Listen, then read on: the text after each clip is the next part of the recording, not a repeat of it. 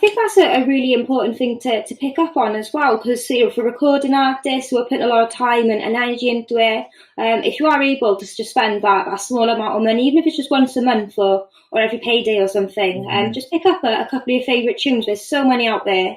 And there's literally... I say you don't have to break the bank, you just like, even because you can buy like individual tracks and stuff like that. It's just on a certain project or whatever, say on Benji's project, maybe you like the track Cousins, with Lucas J-Ro, just buy that. It all helps. If you can buy the whole project, that's great, but just buy one track, just do that. It all helps. Definitely. And what we'll do as well, we'll drop into the comment section of this interview a couple of links to the artists, and you can go ahead and check them out for yourself then as well. It is a banging EP. Wow. And Bad Picasso as well, who have got so many incredible artists under their label at the moment. Again, they're phenomenal. We'll drop a few of our favourite links in there for you guys. I do really love how supportive everyone is of each other within the local music scene. I know some people say it's not, but I've experienced nothing but love, nothing but support, and I do think when the talent is there, it's backed every step of the way. And for yourself as well, have you got any obstacles that you've had to overcome, even in the past perhaps, or coming up to more recently? Yeah, in the past it was like basically just playing black music. It's just like from certain venues who were like, oh no, we don't want any of that in here, sort of thing. And that's that's been the same for a good few years, up until basically when hip hop, R&B, and stuff like that became mainstream music. One of my big sort of gripes with the scene is, which I sort of started happening a few years back, is like I love, you can tell from what I'm buying the stuff. It's a lot of like nights that are put on. The DJs are sort of like never sort of showcased. They're sort of like more background music. Hold on a sec. I'll be back now. Sorry, my son's calling. No, it's okay. Yeah, they sort of like use this background music and sort of like never really sort of showcased in more sort of artist focused nights, and that sort of showed its face at like certain festivals and stuff like that. It's like a lot of festivals I've been to in the past, it's like you'd have DJs on the stage and they'd be sort of like promoted and stuff. But some festivals are sort of not promoting DJs and not sort of even giving DJs a platform. They're more focused on the artist, which I find a bit strange, because like when I was growing up, there was always a platform for DJs. DJs were always the tastemakers. DJs were always seen as these, I don't know, the vibe makers, if you want a word.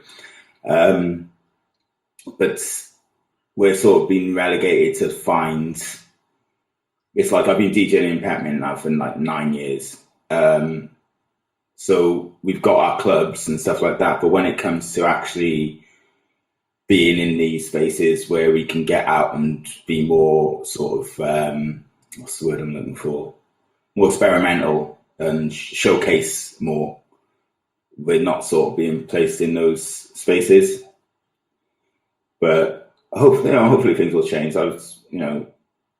I've been speaking to a few people and they sort of feel the same way, but we'll see what happens. But it just seems to have been a general sort of progression over the last sort of few years and stuff. Like, I know, everyone loves DJs and the music and everything like that, but it just seems like we're being sort of sidelined a little bit. But that's one of my biggest gripes. No, I can definitely see why you'd feel that way as well, because as you said, the DJs, I think anyway, are really important for like controlling the mood in the room, keeping an eye on it. If it seems like people's kind of moods are dipping a little bit, they can bring it back up again with a banger. And that's your night, really. So I always respect what DJs do, like, and I salute you for doing what you're doing, even if it is kind of in the background sometimes. I see a lot of DJs working hard.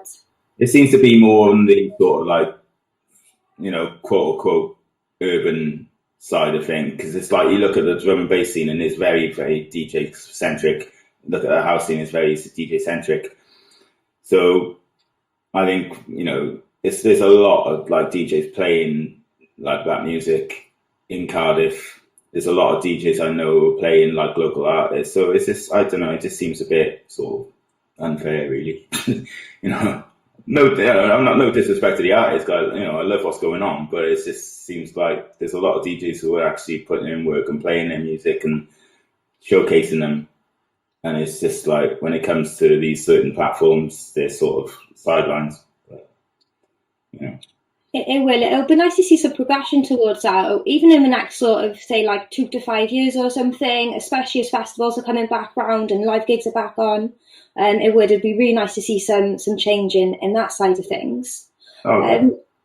For yourself as well, Jaffa, you're so passionate about what you do. You know, you always have been. You've always got time for your talent as well. It's incredible. In lockdown even as well, you worked harder, and that's in a way that one of the first times I ever saw you through some of your live streams. Yeah. How was it to go across a live stream and not have an audience there? Was it quite a different experience for you as a DJ? Yeah, I sort of, like when lockdown happens, like I love DJing, it's my passion. I didn't realize how much I loved DJing until lockdown came along. And I was just like, right, what do I do now? And then I thought, oh, Facebook Live, yeah, I'll go on there. Blocked. You know, I had to play like unreal underground music that wasn't going to get flagged up. And some of the time, if they had like a big sample in the track, it'd get flagged because of the sample, you know. So I did a few like just all local artists, and they didn't get flagged, so that was fine. But it was just like maneuvering through a minefield on Facebook Live. So I thought, right, let's go to Instagram. So, you know, D Nice was doing his thing on Instagram and stuff. You know, he's not getting sort of blocked or anything. But I'm not a D Nice, so I was getting blocked. And then I heard about Twitch. I was like, oh, right, okay, let's do Twitch. And Twitch was brilliant. You know, the live thing was great because you didn't get blocked. The only bad thing was the replay videos. If you got any copyrighted music, it gets muted. But the live thing was brilliant. So yeah, that was my thing. Then I was setting up anywhere. I was streaming from my kitchen. I was, you know, my house was all upside down at the time because it was like the kids were home, you know, and like I was having some work done in the house. So it was just like just whatever room I can get into and set my decks up, basically. But yeah, it was my therapy through lockdown, basically, just getting on my decks and just streaming.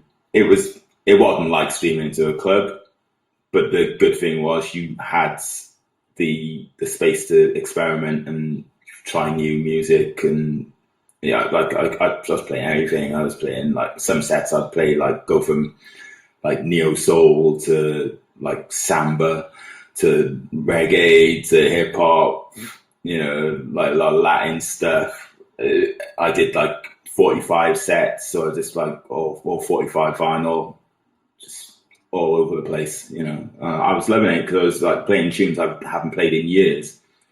So that side of it was brilliant, but the whole sort of interaction with the crowd, it was lacking. Yeah.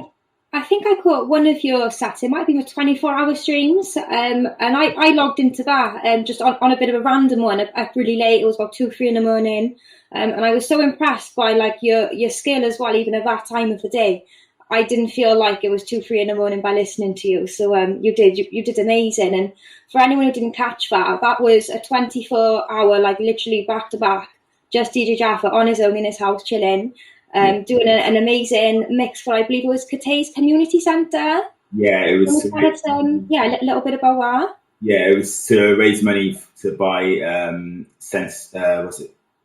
equipment for a multi-sensory room that they're building in Cathays, so people with like learning difficulties, autism and stuff like that.